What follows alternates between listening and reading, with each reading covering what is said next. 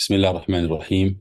الحمد لله رب العالمين، والصلاة والسلام على أشرف الأنبياء والمرسلين نبينا محمد وعلى آله وصحبه أجمعين. My brothers and sisters in Islam, Assalamu alaikum wa rahmatullahi wa barakatuh. We continue inshallah what we are left with from this series inshallah, and one way or another inshallah we'll try to make this session inshallah the last session. As I was sharing with you during the break, there is a lot of material to cover out there, whether it is in مختصر منهاج القاصدين or otherwise concerning this topic. So we cannot aim to finish and cover every bit of material relating to the fear of Allah subhanahu wa ta'ala. But we covered enough that would be sufficient for our hearts to be purified with. And inshallah, we have the recordings. It can be a point of reference in the future. If one feels the need to go through this material again, alhamdulillah, we have it there available in the recording. طيب, so we spoke about سوء الخاتمة and حسن الخاتمة, and the good end and the bad end of one's life, and how these two would be one of the greatest concern of anyone who has knowledge, anyone who understands that your life or the ending of your life will be the culmination, the aggregate conclusion of your life. Whatever you've been working, the summary of it will become in that point. And one can make a small calculation, by how they lived a year, a month, a day, just one day. Forget a day, one salat. We just prayed salat al-asr, and if you ask yourself, how much would you rate your own salat out of 10, out of 100? Quite frankly, if you say that according to the Prophet ﷺ, you are only going to be rewarded for the part of the salat in which you were conscious in that you were worshipping Allah. Any other parts of the salat in which you were not conscious of this, it doesn't count. لا يكتب العبد من صلاته إلا ما عقل منها. The only part of the salah that will be written for you is that which you are conscious of what you're doing, right? And you would say, how much of that were you conscious? And that will make you feel alarmed, subhanAllah, if this is how I am assessing myself and how Allah subhanahu wa ta'ala is assessing me. And then multiply that by all your other deeds. If this is how you're doing during the salat, this is your level of consciousness during the salat. How is your level of consciousness outside the salat? Which is much less. And therefore, what would be the conclusion of a life that's lived like this? Very alarming thought. Very, very alarming thought. So the author, rahimahullah ta'ala, he says, فَمَنْ أَرَادَ طَرِيقَ السَّلَامَةِ, whoever wants to have the path of safety, the path of salvation, طيب, تَزَحْزَحَ عَنْ أَسْبَابِ الْهَلَكِ, let him get off the tracks of destruction. You cannot be on the tracks of destruction and expecting to have salvation at the end of it. طيب. So we've spoken about the causes of سوء الخاتمة, right? The major سوء الخاتمة, the major one and the minor one. And we spoke about the causes of them. So whoever wants salvation, whoever wants safety and security, let them get off the track of destruction, the track that leads to destruction. And then on top of that, he says, على أن العلم بتقليب القلوب وتغيير الأحوال يقلقل قلوب الخائفين. Even then, even if you have taken your heart off the track of misguidance and destruction, right? And you are on the path of righteousness, on the tracks of righteousness, the tracks at the end of which you will have a good end of your life. Even if that's the case, even if you are on that track, he says, العلم, your knowledge of تقليب القلوب وتغيير الأحوال, even your knowledge of the fact that hearts flips and keep changing from one state to another, people's state change from one thing to another, that knowledge should make your heart tremble out of fear. يقلقل قلوب الخائفين, even though you are on the path. Just the prospect, the potential of one day you lose interest. He says, وقد ورد في الصحيحين من حديث سهل بن سعد, in Bukhari and Muslim, it was recorded from the narration of Sahal ibn Sa'ad, أن رسول الله صلى الله عليه وسلم قال, that the Prophet sallallahu alaihi wasallam said, إن الرجل لا يعمل بعمل أهل النار وإنه لمن أهل الجنة. A man would do the deeds of the people of the fire of hell through يعني apparently, وإنه لمن أهل النار, and he is of the people of Jannah, يعني in the sight of Allah subhanahu wa ta'ala, because of how he is going to end his life. In another narration it says, إن الرجل ليعمل بعمل أهل الجنة فيما يبدو للناس. From what it appears to people, that this person is doing all the deeds of the people of Jannah. But between him and Allah subhanahu wa ta'ala, Allah knows that this is a person in the fire of hell. طيب? He says, حتى إذا لم يبق بينه وبينها إلا ذراع. Until there was only one arm length for him to die and end his life. سبق عليه الكتاب. He will do what Allah knew he will do in the last moment, in the ending part of his life. And he will say or do something that is kufr or kufr related or disobedience, and he will end up going to the fire of hell. And vice versa, somebody who could live their life in apparently what it seems to be evil deeds. But between him and Allah subhanahu wa ta'ala, he has deeds that Allah appreciates and values. This person has humility, humbleness, trustworthiness, truthfulness, whatever it may be, love for goodness for others, something that Allah loves a lot. Right? And as a result of that, Allah will make their end change. So he says, حتى إذا لم يبق بينه وبينها إلا ذراع. When there's only an arm length left for this person, in the last moment, سبق عليه الكتاب. He will end up doing what Allah knew all along that he will do in the last moment. And he will do something righteous and he will enter Jannah. So he lived his life, the life of what appears to be folly and transgression and disobedience. The last moment, Allah changes for him. So if everything is dependent on what Allah knows of us, one wonders, what does Allah know of you and I? And what has He got in store for us? Okay?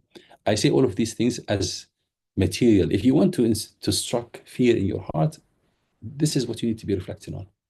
If you find yourself in a state of just peace and security, this is ideas that you have to dwell on until you become frightened and fearful, and you can become desperate for Allah subhanahu wa ta'ala, making dua out of desperation. Oh Allah, I beg you, oh Allah, save me. Save me of myself.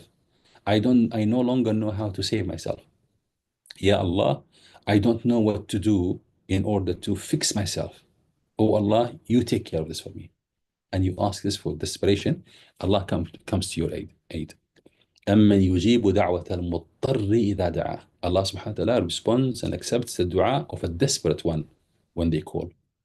So when you call Allah subhanahu wa ta'ala, thinking that you can sort it out, but you just need a little bit of aid, a little bit of support from Allah subhanahu wa ta'ala. You see this attitude? This is not ittirar. Desperation, Allah will leave you until you try everything you can. And then when you've realized that no matter what you do, you cannot fix your situation, and you beg Allah with desperation, then Allah comes for your aid. So how you end your life depends on what Allah knows of you. And what does Allah know of you? That's the question. What does He think of you? How does He plan your end? Depending on what is deserved by you. He says, he narrates from one of the Salaf, one of the Zuhad and Tabi'een. His name is Abdul Aziz ibn Rufayya. He says, روي عن عبد العزيز بن رفيع أنه قال.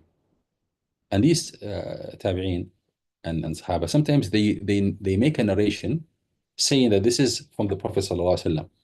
But sometimes they describe the situation and they can almost imagine something, and then they say, when this happens, that will happen. And they don't mean this is a hadith.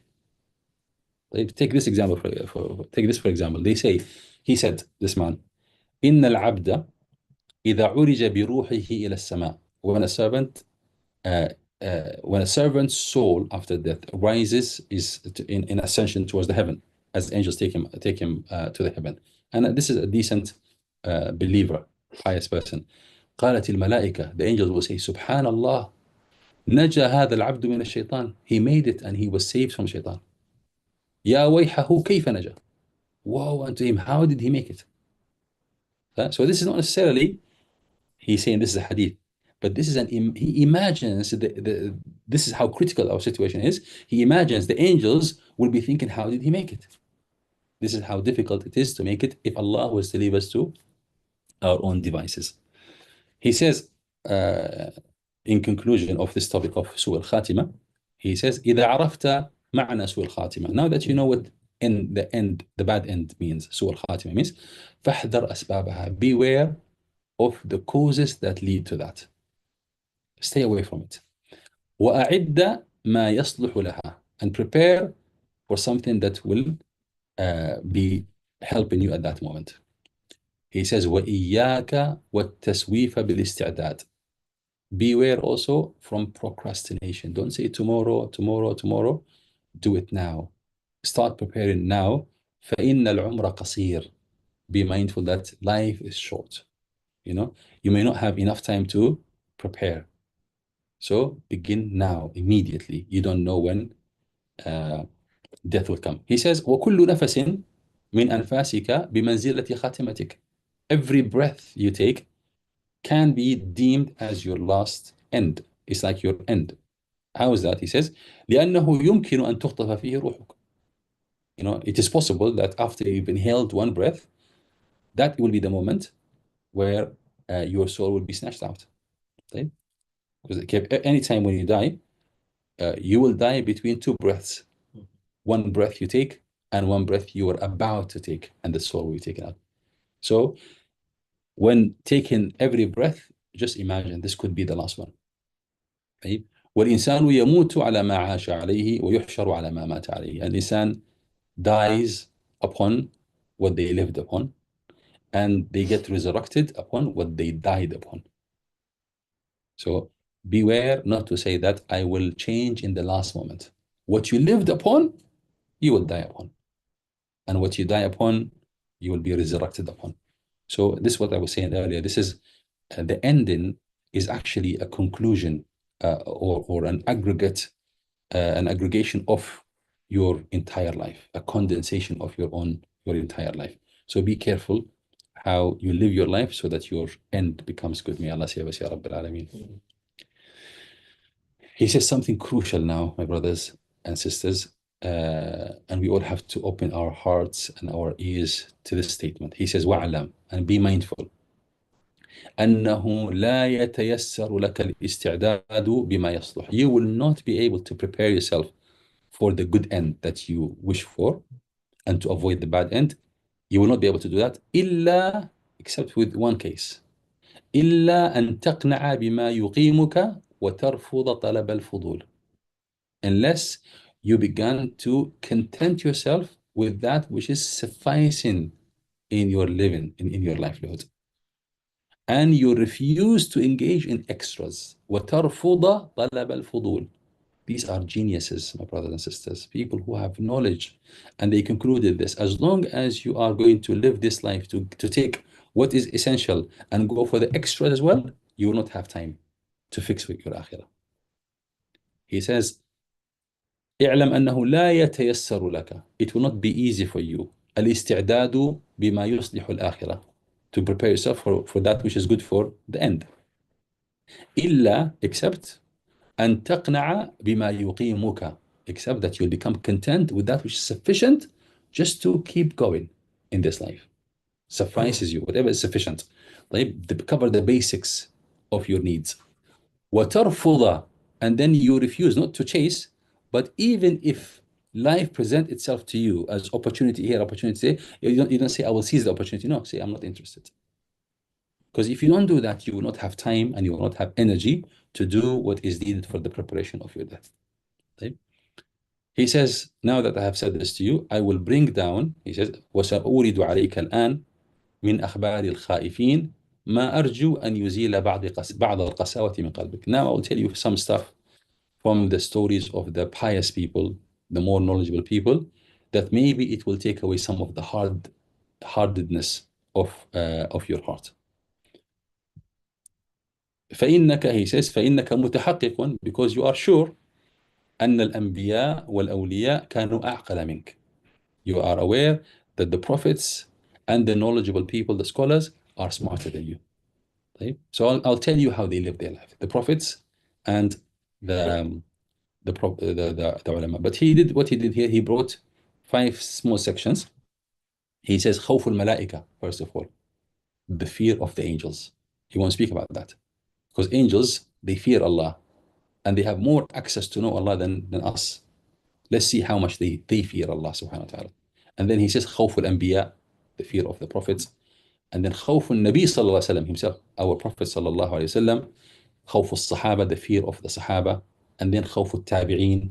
He will bring you glimpses from all of that. I will not be going through the whole thing due to the time limitation. Uh, قال الله تعالى in describing the angels, خوف الملائكة, the fear of the angels. And remember, these are angels that are sinless. They have no sins. They are incapable of sinning, incapable of sinning. طيب? Yet they fear, what if one day something happens and we change? Allah says, لا يعصون الله ما أمرهم ويفعلون ما يؤمرون. They are incapable of disobeying Allah. Yet they don't have certainty. They say, what if anything happens? And we can potentially be subject to Allah's punishment and Allah's wrath. So Allah subhanahu wa ta'ala says, قال الله تعالى في صفتهم. And this is something you'll find in the Quran. And you should be wondering, why is Allah telling us the angels fear Allah? To tell you, these are people who have more access to Allah than yourself, and they fear Allah. So you should probably fear Allah if you don't know what they know. He says, يخافون ربهم من فوقهم. They fear Allah who is just above them. Just above them. This is denoting how close they are to Him. يخافون ربهم. They fear their Lord. من فوقهم. Just above them. طيب. ويفعلون ما يؤمرون. And they do exactly as told. That's them. وقد روينا. He brings a narration here that is a prophetic hadith that is weak from a chain of narrators point of view. But since it is in الترغيب والترهيب, it is something that we can narrate inshallah. وقد روينا عن النبي صلى الله عليه وسلم أنه قال, the Prophet ﷺ said, إن لله ملائكة. Allah has angels. ترعد فرائصهم من مخافته. Out of the fear of Allah, their fara'is shake. You know what fara'is? Fara'is is a muscle between your shoulder and your heart. You know, the shoulder and the heart. When you become fearful, they start to shake. When you become fearful, you've experienced this. When you become fearful of something, even this muscle starts to shake. This is called al-fara'is. Al-fara'is, this muscle between the shoulder and the chest. They start to go, like this. So this is called al-fara'is. He says there are angels for Allah subhanahu wa ta'ala. Their fara'is shake like this. They are trembling out of the fear of Allah subhanahu wa ta'ala. وبلغنا أن من حملة العرش من تسيل عينه مثل الأنهار. Among the carriers of the throne of Allah subhanahu wa ta'ala, tears flow like rivers of their eyes out of the fear of Allah subhanahu wa ta'ala. They are in sajda, they are in sujood, in prostrating or ruku'. فإذا رفع رأسه, when they raise their head, قالوا سبحانك ما تخشى حق خشيتك. We can never fear you as you should be feared. No matter how much one fears you, we can never fear you the way you should be feared and glorified. فيقول الله لكن الذين يحلفون باسمي كاذبين لا يعلمون ذلك. Those who take up my name in a lie or in an oath that is not fulfilled, they don't realize my glory. This is a hadith that is حسن الإسناد, good, reliable chain of narrators. عن جابر رضي الله عنه قال رسول الله صلى الله عليه وسلم, describing Jibreel عليه السلام, لما كان ليلة أسري بي, in the night when I was sent on the ascension journey, going into the heaven to speak to Allah subhanahu wa ta'ala. قال رأيت جبريل, I met Jibreel that day, كالشن البالي من خشية الله. He looked like an old piece of cloth, describing how he was really in a state out of the fear of Allah subhanahu wa ta'ala. Jibreel alayhi salam. This is reliable hadith. Okay? And again, these are the angels who are sinless, incapable of sinning. Okay? So remember what we said earlier, you could fear Allah subhanahu wa ta'ala due to your actions, but you could also fear Allah due to who He is. Okay? وبلغنا, he says, أن جبريل عليه السلام جاء إلى النبي صلى الله عليه وسلم وهو يبكي. طيب, one day he came to the Prophet ﷺ crying. فقال له النبي صلى الله عليه وسلم: ما يبكيك يا جبريل? What makes you cry, O جبريل? قال: ما جفت لي عين منذ خلق الله جهنم. From the day Allah created Jahannam, I never had a dry eye. He says: مخافة أن أعصيه فيلقيني فيها. For the fear that I would disobey him one time and he will throw me in it. Angels, you know, this is this is how much they know Allah subhanahu wa ta'ala. Muhammad ibn al-Munkadir, he says, one of the tabi'in or tabi' al-tabi'in, قال لما خلقت النار, when the fire of hell was created, طارت أفئدة الملائكة من أماكنها. Out of their fear, he says, their hearts flew out of their chest. طيب, an expression. He says فلما خلق آدم عادت. When Adam was created, they felt slightly less, slightly better. Do you know what he said here? He says when the fire of hell was created, their heart flew out of their chest, the angels, because they were thinking it is for them. He says when Adam was created, they felt a little bit calm. Huh? Weaker creation. Yes, a weaker creation who is potentially this is for them. طيب? But until Adam was created, they thought this is for whom? If not for us, then it's for whom? Subhanallah. This is again the angels.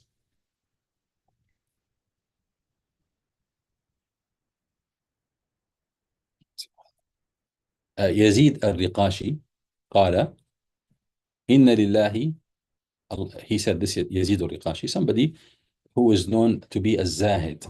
He's not the top when it comes to reliability in terms of hadith, but he's a zahid that the ulama used to quote him and his statements when it comes to zuhd.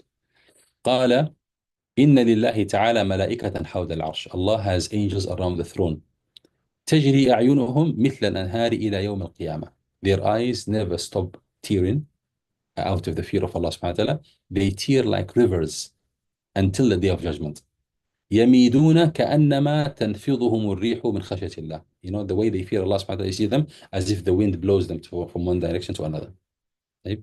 فيقول لهم الرب يا ملائكتي. So Allah will tell them, oh my angels, what makes you fearful when you are here with me? ما يخيفكم, ما الذي يخيفكم وأنتم عندي؟ فيقولون يا رب, they say, oh Allah, لو أن أهل الأرض اطلعوا من عزتك وعظمتك على ما اطلعنا عليه ما أساغوا طعاما ولا شرابا. If the people on earth, they would have access to what we have access to in terms of and knowing your glory and your might, they will not be able to eat any food or drink any water. ولم بسطوا في فرشهم. They will never be able to take any pleasure in their beds. ولخرجوا إلى الصحارى يخورون كما تخور البقر. And they will go out of the desert يعني making sounds of crying like how cows made, like the sounds of cows. وروي أنه لما ظهر من إبليس ما ظهر, and it was narrated, and this is something we should all be mindful of, that Iblis at one point when Allah created him, he was a worshipper of Allah subhanahu wa ta'ala and worshiping among the angels until Allah created Adam, and he was told that Adam is better than you. Then envy and jealousy took over and turned him into an evil being. But he says وروي أنه لما ظهر من إبليس ما ظهر. When the angels saw what happened to Iblis and how he transformed from being a worshipper into يعني an enemy to Allah subhanahu wa ta'ala, they said, what guarantees do we have that the same will happen to us? طفق جبريل وميكائيل يبكيان. They started to cry, جبريل and ميكائيل. فأوحى الله تعالى إليهما ما هذا البكاء. Allah inspired them and commanded them, what is this crying? Why are you crying? قالا يا رب ما نأمن من مكرك. We are not safe from you turning things for us. فقال تعالى هكذا فكونا. This is how you should be. Allah, لا تأمن مكر الله. Do not feel safe from the punishment of Allah any moment. أفأمنوا مكر الله. Do you feel safe from the punishment of Allah coming any minute? طيب. قال هكذا فكونا يعني لا تأمنا الله تعالى.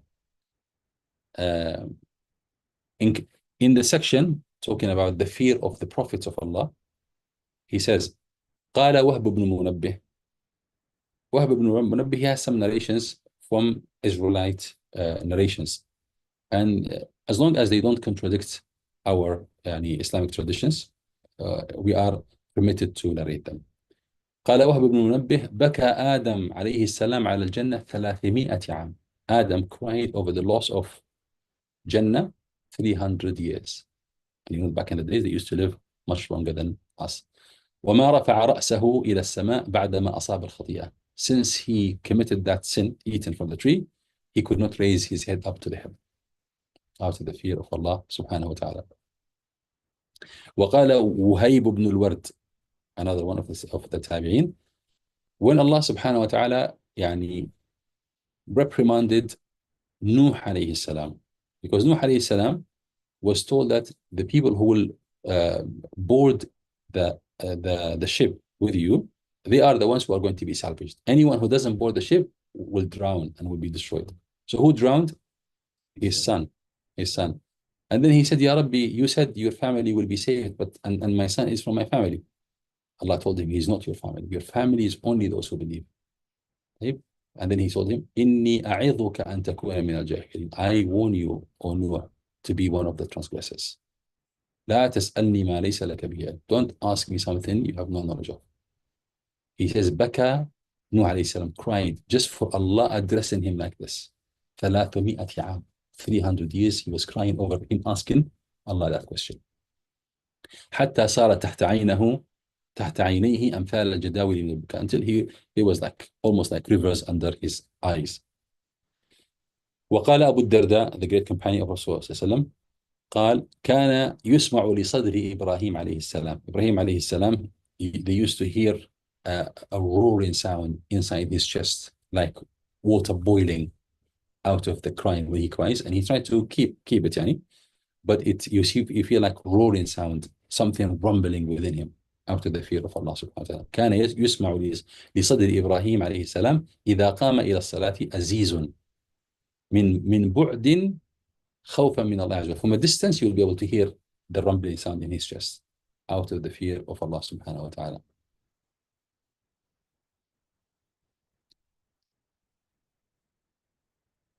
وقيل كان داود عليه السلام يعوده الناس يظنون أنه مريض. Dawood عليه السلام, sometimes people used to visit him thinking that he is ill. وما به إلا شدة الفرق من الله عز وجل. And there's nothing wrong with him except the fear of Allah. Fear of Allah had its toll on him, on Dawood عليه السلام. خوف النبي صلى الله عليه وسلم, the fear of the Prophet صلى الله عليه وسلم. عائشة رضي الله عنها, she said, ما رأيت رسول الله صلى الله عليه وسلم قط مستجمعا ضاحكا. I have never seen the Prophet صلى الله عليه وسلم laughing in the full sense of the laughter. حتى أرى لهواتي. I have never seen, like his tonsils. I've never seen that. Like when you laugh, you have this dangling piece of flesh at the back. This is called lahat. I've never seen that of him. طيب. إنما كان يبتسم.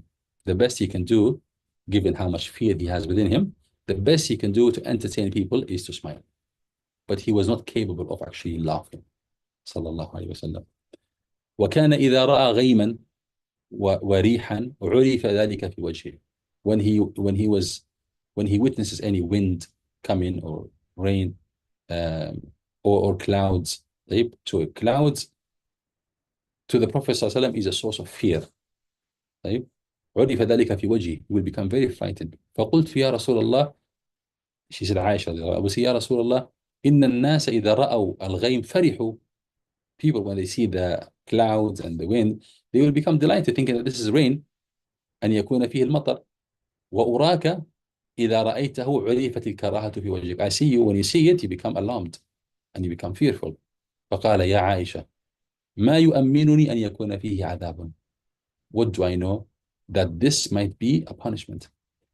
He says, we read in the Quran, قد عذب قوم بالريح. There were people who were punished with wind, and there are people who were punished with rain. وقد رأى قوم العذاب, and people saw the punishment coming to them from a distance, and then they said, هذا عارض ممطر. These are clouds that are going to bring rain on us. When it was what? The punishment of Allah subhanahu wa ta'ala. So look at the Prophet ﷺ saying that if this has happened to other people, why wouldn't it happen to us? So anticipating anything could happen. Somebody could do something wrong, and Allah subhanahu wa ta'ala could punish people like this. In a hadith sahih as well, narrated by Abdullah ibn Shakhir رضي الله عنه قال دخلت على النبي صلى الله عليه وسلم يصلي. I entered upon the Prophet ﷺ doing night prayers. ولجوفه أزيز كأزيز المرجل من البكاء. And I found him, there's like sounds from trapped roaring sound from excessive crying, and he's trying to block his cries. Abu Bakr as-Siddiq رضي الله عنه, خوف الصحابة, the fear of the companions of Rasulullah صلى الله عليه وسلم. Abu Bakr as-Siddiq رضي الله عنه. This is a man about whom the Prophet ﷺ said, if the entire iman of this ummah is put in one side of the scale, and the iman of Abu Bakr as-Siddiq رضي الله عنه was in one side of the scale, the iman of Abu Bakr will outweigh it, will be heavier. طيب? Yet he holds his tongue and he says, هذا الذي أوردني الموارد. This is what's going to destroy me. I am where I am because of this evil tongue. And he said, يا ليتني كنت شجرة تعضد ثم تؤكل. I wish I was just a tree or a branch of a tree that will be just cut off and eaten by some animal, and it will be the end of it. وكذلك same thing was quoted from الصحابة, طلحة بن عبيد الله, Abu Darda, Abu Dhar. All these Sahaba, they said something similar. Umar رضي الله عنه, Al-Faruq, Umar al-Faruq, Allah subhanahu wa ta'ala, the Prophet ﷺ, he says, if there's a man who would receive inspiration, ilham after me in this ummah, it will be Umar رضي الله عنه. كان عمر رضي الله عنه الفاروق يسمع آية, he will hear an ayah, فيمرض فيعاد أياما. He will become sick and people will visit him for a number of days. And this is because of one ayah.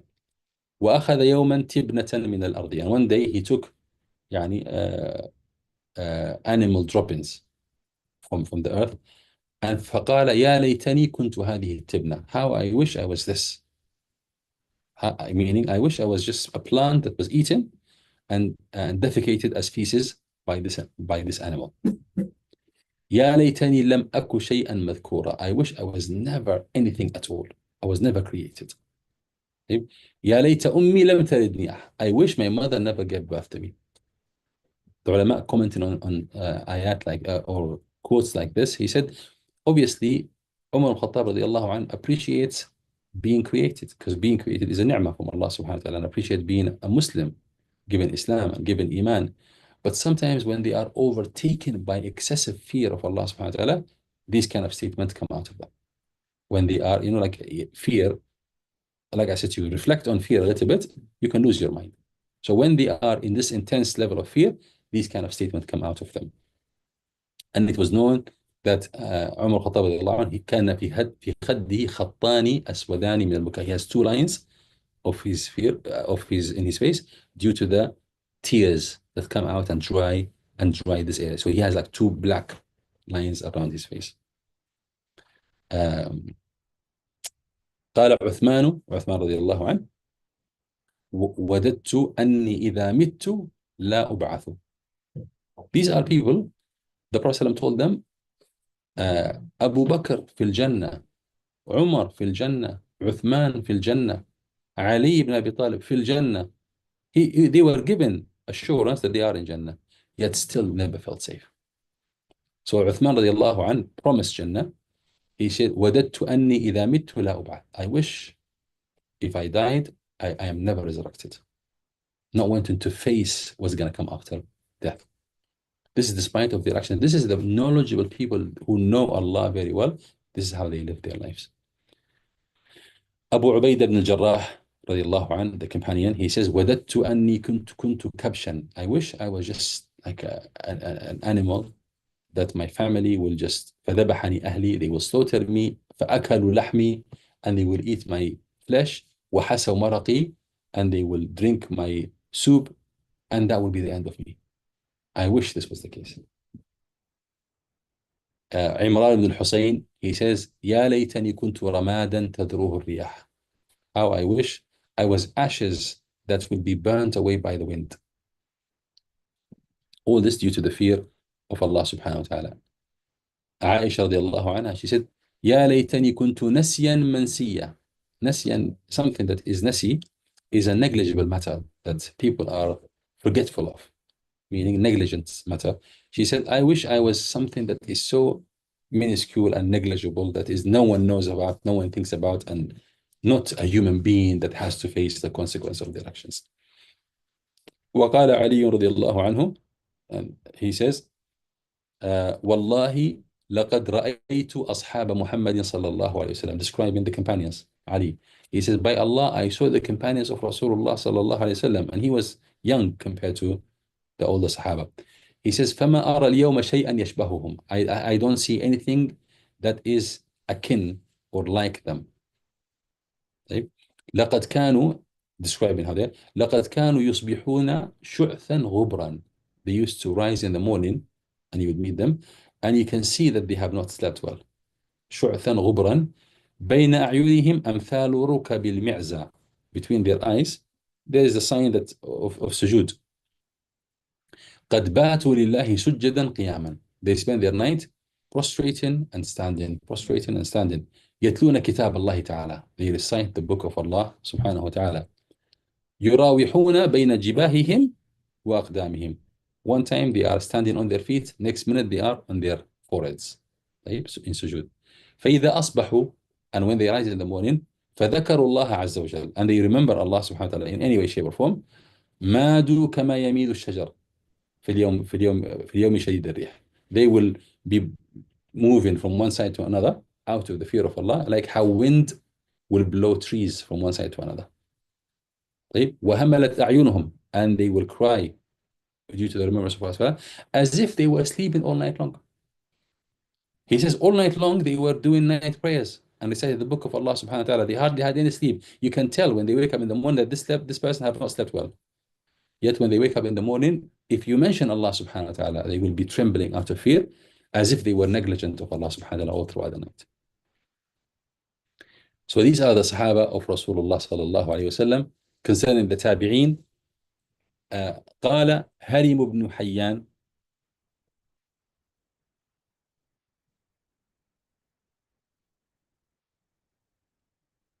علي بن الحسين رضي الله عنه, علي بن الحسين ابن علي رضي الله عنه, إذا توضأ, when he takes wudu, his face used to turn yellow.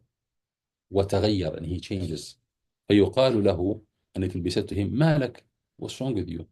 فيقول لهم أتدرون بين يدي من أريد أن أقوم? Do you know in front of whom I will be standing just now? I just took wudu. Do you know when I say Allahu Akbar, in front of whom I will be standing? This is subhanAllah how they realize Salat is you standing before Allah subhanahu wa ta'ala. Some of the Sahaba, they used to say, some of the Salaf,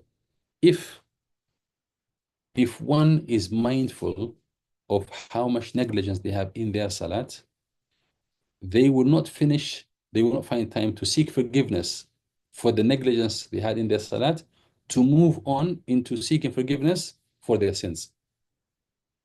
You know, they will be doing istighfar all the time just to ask Allah's forgiveness for how negligent they were in their Salat. But people are so unmindful. You will never get time to go out and ask forgiveness for your sins, because you feel that you have done big wrongs in just neglecting the Salat and not performing it as the way it should be performed. Umar bin Abdul Aziz, this tabi'i who was classified to be the fifth caliph. The Khulafa are four. He is classified to be the fifth of one. كان عمر بن عبد العزيز إذا ذكر الموت انتفض انتفاض الطير. If somebody mentions death, he will shake like how a bird would shake. طيب. ويبكي حتى تجري دموعه على لحيته. He will cry until his tears will run on his beard. زوجته فاطمة رضي الله عنها, she used to say that كأن النار لم تخلق إلا له. When he hears about the fire of hell, it's as though the fire of hell was only created for him. Unlike us, now when we think about the fire of hell, we think the people of the fire of hell, as some people will be burned in the fire, not me, not us, nothing to do with us. Right? But she said that this man, he used to think of the fire of hell as if it was only created for him. And this is, subhanAllah, a good turning point in our thinking. You know, a lot of the times when you think about whatever is mentioned in the Quran of terrifying yani facts and information, the shaitan and your nafs will make you think that this is addressing other people, the bad people, the bad doers, but you are not addressed by this. And that's one of the difference between us and those salaf. They think that every time Allah subhanahu wa ta'ala speaks about some form of punishment, it is addressing them. It is possible for them. Allahu Akbar. Fatima radiallahu anha, his wife, she says, بكى ليلة. عمر بن عبد العزيز رضي الله عنه بكى ليلة حتى أبكى أهل الدار, until everybody in the house started to cry. This is the blessing of having one person in the family that fears Allah like this. He influences everybody else. They don't know what he's crying over, but his crying made them cry. فبكى أهل الدار فلما تجلت عنهم العبرة, and when they recovered a little bit from their crying, قالت فاطمة, his wife told him, بأبي أنت وأمي يا أمير المؤمنين مما بكيت. He says, may my mom and dad be a ransom for you, which is an expression. طيب يا أمير, O leader of the believers, what made you cry? قال ذكرت منصرف القوم من بين يدي الله تعالى فريق في الجنة وفريق في السعير. I remembered this scene, he says, when people part from the court of Allah subhanahu wa ta'ala, one group sent to Jannah and one group sent to the fire of hell. And just as he said those words, he fell unconscious. Rahimahullah. So these scenes, they are engraved in their minds, you know, and they take them seriously.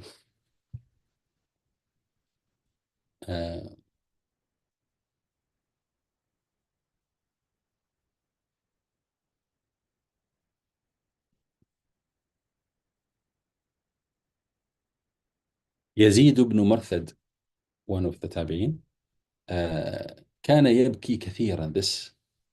This man used to cry a lot. ويقول, and he used to say, والله لو تواعدني ربي أن يسجنني في الحمام, if Allah would only promise to lock me up in the toilet, لكان حقي ألا أفتر من البكاء. It would be my due to never stop crying. If Allah told me I will lock you in the toilet, in a room.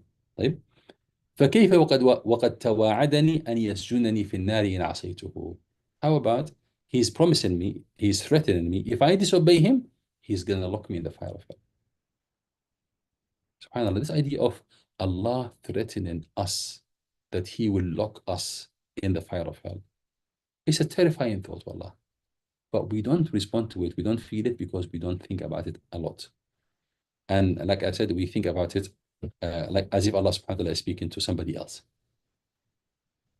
As-Sari al-Saqti, one of the Zuhad of the Tabi'een, somebody who is very mindful of his own sins, you know, he says, إني لأنظر كل يوم إلى أنفي. Every day I would look in the mirror to my nose. طيب مخافة أن يكون قد اسود وجهي, for fear that Allah might have blackened my face due to my sins. He's so aware of his sins that he thinks that his sins are capable of making his face dark. So he says, I always check my face, I always check my nose in the mirror. If I have turned dark and blackened as a result of my sins. Now, Ibn al-Jawzi and Imam al-Ghazali rahimahumullah ta'ala, they conclude here saying, فَهَذِهِ مَخَاوِفُ الْمَلَائِكَةِ وَالْأَنْبِيَاءِ وَالْعُلَمَاءِ وَالْأَوْلِيَاءِ. This is the fear of the angels, the prophets of Allah, Rasulullah sallallahu alaihi wasallam, the scholars and the tabi'een. وَنَحْنُ أَجْدَرُ بِالْخَوْفِ مِنْهُ. We are more deserving of the fear than them. Look at what they did. Look at their a'mal compared to your a'mal. You know, who has anything to count on? They have more things to count on than us. Yet look at the fear they have. He says something remarkable here. ولكن ليس الخوف بكثرة الذنوب ولكن بصفاء القلوب وكمال المعرفة. He says, al-khawf in the case of them and the case of us as well should be, is not resulting only because of excessive sins. No, one sin. Just doing one sin suffices you if your heart was pure. طيب, he says ليس الخوف بكثرة الذنوب. The fear is not only the outcome of having excessive number of sins in your life. طيب, it is to do with the purity of the heart. If the heart is pure, if the معرفة وكمال المعرفة, if you have knowledge of Allah subhanahu wa ta'ala, just remember in one sin in your life could be sufficient to make you fearful of Allah subhanahu wa ta'ala. He says وإنما أمنا لغلبة جهلنا وقسوة قلوبنا. The reason why we feel safe is because, he says, we're not like them. We are ignorant. Imam al-Ghazali says we are ignorant. What do we say about ourselves, Allah? He says because of our ignorance and because of the hardening state of our hearts, the hardness of our hearts. فالقلب الصافي تحركه أدنى مخافة. Pure heart, anything will move you into fear. Any one line of knowledge will make you fearful of Allah subhanahu wa ta'ala. A heavy heart, a hardened heart, needs lists and lists and lists of things before they move 1 inch towards Allah subhanahu wa ta'ala. And this is where we are, sadly. Okay? He said, القلب الصافي تحركه أدنى مخافة والقلب الجامد تنبو عنه كل المواعظ. And a heart that is hardened, they need to listen hours and hours and hours of admonishments and reminders, and they will not move 1 inch towards fear of Allah subhanahu wa ta'ala. So he says it's to do with the fear of Allah subhanahu wa ta'ala. He says, he quotes a story, small story. قال بعض السلف قلت لراهب أوصني. I said to one devout worshipper, give me admonishment, give me advice. فقال إن استطعت أن تكون بمنزلة رجل. He said, I'm going to give you advice. If you can try to remind yourself of this, then that will be sufficient to move you towards Allah. He says, إن استطعت أن تكون بمنزلة رجل قد احتوشته السباع والهوام. Imagine yourself a man surrounded by a lot of animals, beasts, snakes, spiders, right? And if you blink for 1 second, any one of these animals, any one of these beasts could attack you and destroy you. طيب. قال له إن استطعت أن تكون بمنزلة رجل قد احتوشته السباع والهوام فهو خائف حذر يخاف أن يغفل فيفترسنه. He is so afraid and so frightened that he will just doze off and any one of these animals will eat him up. فهو مذعور. He is so frightened, frantically frightened. If you can be like that person in your life, do that. That will suffice you. Now listen to this man. He says, قلت زدني. I said to him, give me more. Give me more advice, more admonishment. فقال, he said, الظمآن يجزيه من الماء أيسره. He said, the second piece of advice I give you, he says, one who is genuinely thirsty, extremely thirsty, he will find a drop of water suffices him. One who is genuinely thirsty, he needs one drop of water. What is he alluding to? He says, you're not in a state of hunger and thirst for the fear of Allah subhanahu wa ta'ala. If that was the case, the previous advice would have sufficed you. So he said, one whose heart is in a good state, one line of advice will move you into fear, into action to Allah subhanahu wa ta'ala. He says, rahimahullah ta'ala, commenting on this story, Imam al-Ghazali, وما ذكره هذا الراهب من تقدير شخص يحتوجه السباع والهوام هو حقيقة. He said, this example is actually a reality. Every one of us, literally in this situation. How is that? He says, فإن من نظر إلى باطنه بنور بصيرته. Anyone who looks at his inner self, with the light of knowledge, with the light of divine knowledge, رآه مشحونا بالسباع والهوام. You will find that you are actually surrounded by a lot of beasts that could destroy you and devour your life. What these beasts are, he says, like anger, like al-ghadab, wal-hiqd, malice and spite and ill feelings towards others, al-hasad, jealousy, kibr, pride, al-ujb, to be self-admiring, al-riya, showing off people. All these are beasts. They are going to destroy you. If you blink for 1 second, any one of them is capable of destroying you. Okay? He says, this is what this man said, what this devout worshipper said, is a reality of all of us. We are all surrounded with these beats. Any one of them is capable of destroying us. إلا أنه محجوب عن مشاهدته. However, we are unable to see these beasts. طيب. He says رحمه الله تعالى, and with this inshallah I conclude. He says فإذا انكشف الغطاء, when the cover of the unseen, the blindfolds of the unseen is lifted, and you begin to see the unseen, the spiritual things. He says ووضع في القبر, and the person is in the qabr, عاينها متمثلة حيات وعقارب يلدغنه. Then he will see them as real snakes and scorpions and spiders biting and يعني causing him harm and damage. Real spiders and real snakes. When he goes to the world of spirituality, the world of after death, what is seen now as a beast in the spiritual sense, they will become beasts in the real sense after death. He says, وَإِنَّمَا هِيَ صِفَاتُهُ الْحَاضِرَ الْآنِ. What these snakes, spiders, and scorpions are actually the traits of a person now in this life. He says, فَمَنْ أَرَادَ أَنْ يَقْهَرَهَا قَبْلَ الْمَوْتِ وَيَقْتُلْهَا فَلْيَفْعَلْ. Whoever is able to kill these snakes, scorpions, and spiders, let him kill them before he dies. He says, وَإِلَّا فَلْيُوَطِّ نَفْسَهُ عَلَى لَدْغِهَا لِصَمِيمِ قَلْبِهِ. Otherwise, let him be ready that these snakes and these creatures will bite him in his very heart, في صميم قلبه, not in his skin, in his heart, فضلا عن ظاهر بشرته والسلام. He says, let alone his external skin, they will actually bite him in his heart, in the grave. And he means that because in dunya, these beasts, where were they biting us? In our skin? In our hearts. So in the qabr, he says, in the akhirah, these beasts that are called beasts in the metaphorical sense, they will become real beasts in the akhirah. This is the end of what Imam Ibn Qudama rahimahullah ta'ala summarized from the chapter of the fear of Allah subhanahu wa ta'ala from Al-Imam Al-Ghazali's book, Ihya Ulum al-Din.